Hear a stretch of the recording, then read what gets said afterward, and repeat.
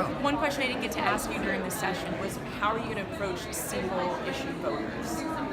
For example, like my father is a disabled veteran, so obviously you've done a lot of help for him, but he's a single issue voter and will continue to vote Republican. Right. So what is your plan to, I guess, encourage those voters to hear you out? Yeah, well, it's a little bit about encouraging those voters to hear me out. It's a lot about me listening to them and hearing them out, and also just acknowledging that part of life and part of democracy is that not everyone's going to support us, and that's okay.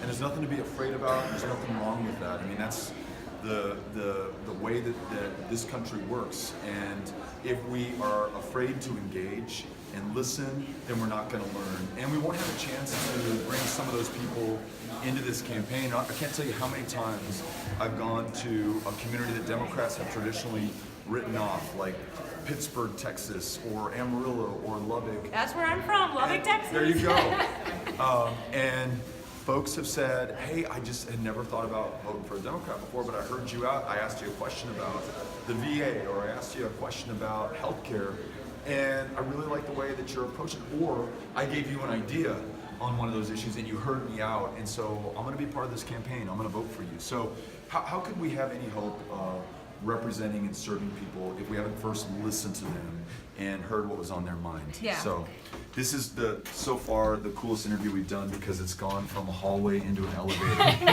and We're getting all the locations. Yes, yeah. How are you going to make Texas blue again? We're not. I could care less about the color of the state. I'm not into the blue wave or the make it blue or Texas is red.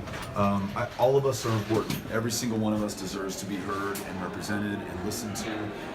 While I'm a Democrat, my mom's a Republican, and I want to make sure that I'm delivering for her just as much as I'm delivering for any other Democrat. And so I think when we get out of that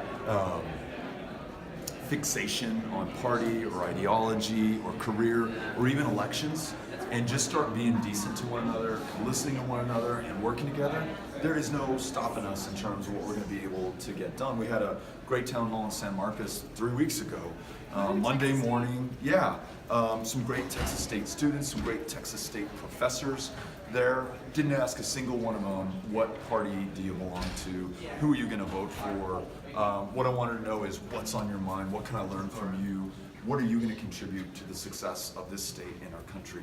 Those conversations to me are the most exciting That's ones. awesome. Yeah. I love the unifying element because that's how I personally feel as well. Right on. So one final question, what's your best piece of advice for Texas State students? Because that's who our audience is. Yeah, I'd say whatever it is, get after it.